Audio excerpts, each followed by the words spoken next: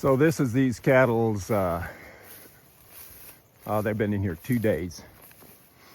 And I could make them graze it off a little more. But, come here, Line. They're not begging to go to the next place. And one of the other, so this is what they're, well, we're gonna move them down to the building, come back, and they're gonna be on that paddock over there. So they'll get some exercise. But the thing about managed grazing and all the things we talk about, okay, so we pattern it after the bison and the buffalo and the animals in Africa that were herded by stalking animals like that. They keep them in a bunch, and then like the lions and the tigers or the wolves and things that kept our animals going, they kept them in a bunch, and then the manure and the urine caused them to move to the next available forage. So that kept them tight and bunched. They weren't so tight and bunched as we might think.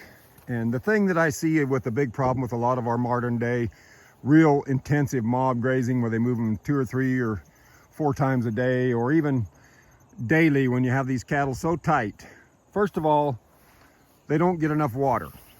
There's such a competition, and it's so hard if you have a lot of animals. Say you have 500, 2,000, you know, we were trying to graze 3,000 animals one time, and water became the big issue. And I think the weak animals are always a little bit dehydrated. And the other thing is, when you have animals so tight and move them so often, they never get the chance to lay down and ruminate. And you know, these cattle, you see that one standing there chewing her cud, his cud. These cattle are relaxed and in a state where they can utilize the forage in their body, ruminate, get it all out, and then start the process over.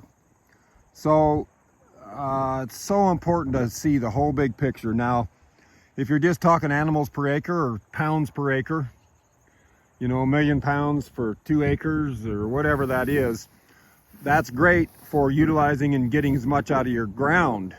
But we also have the animal impact as well. And cattle have to be content and unbothered, and I think gentle is a big helper to get that happening, where they can lay down and chew their cud without being bothered, be around other animals. And so this is real important, that now, like, I'm here and they're not begging to get across the fence. They're ready to go, but they're gonna wait for me to ask them to go. And then when we do that, they're gonna put their head down and be ready to eat. And I'm gonna move them a little bit so they keep their mind right.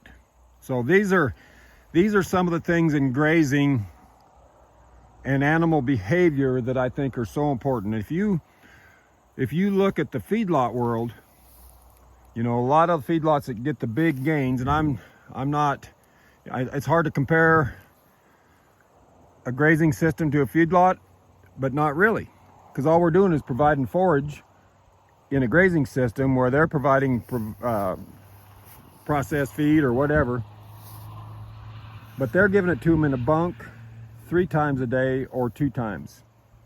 And that creates an appetite in animals. When I was young, my grandpa would buy these high-risk calves, and he would feed them oats and hay, but he'd feed them oats 3 or 4 or 5 times a day when they first came. And that got them gentle, but it also got their gut right.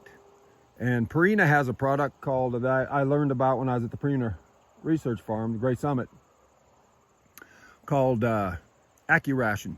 And it had fish stuff in it to keep them from eating it. So they called it snack feeding. And they wanted those cattle going and eating 3 and 4 and 5 times a day just to get their gut right. And they showed how when you overeat and then get empty and then overeat again, it kills all the gut bugs, and that bacteria has to rebuild, and you don't get the kind of gains that you could with an animal that eats 5, 6 times a day. So that's what I want with my grazing program, or if I've got calves in, I'm gonna feed them 3 or 4 times a day with hay or whatever, so they understand, or so their guts, you're not growing this animal, you're growing the gut bugs, and they do the rest.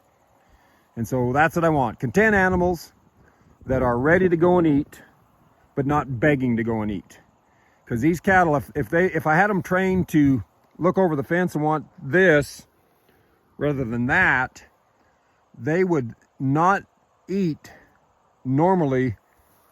Before I turn them out, they'd be standing here at the fence begging to get to new forage. And I never want that to happen, because then they're always looking over the fence. As they say, the grass is greener on the other side of the fence, unless you fix their mind where they know the grass that they're in is as good as it's going to get right now. So, happy, content cattle. I don't know if they're happy, but they're content. And grass has been grazed. I could leave them in here again another day.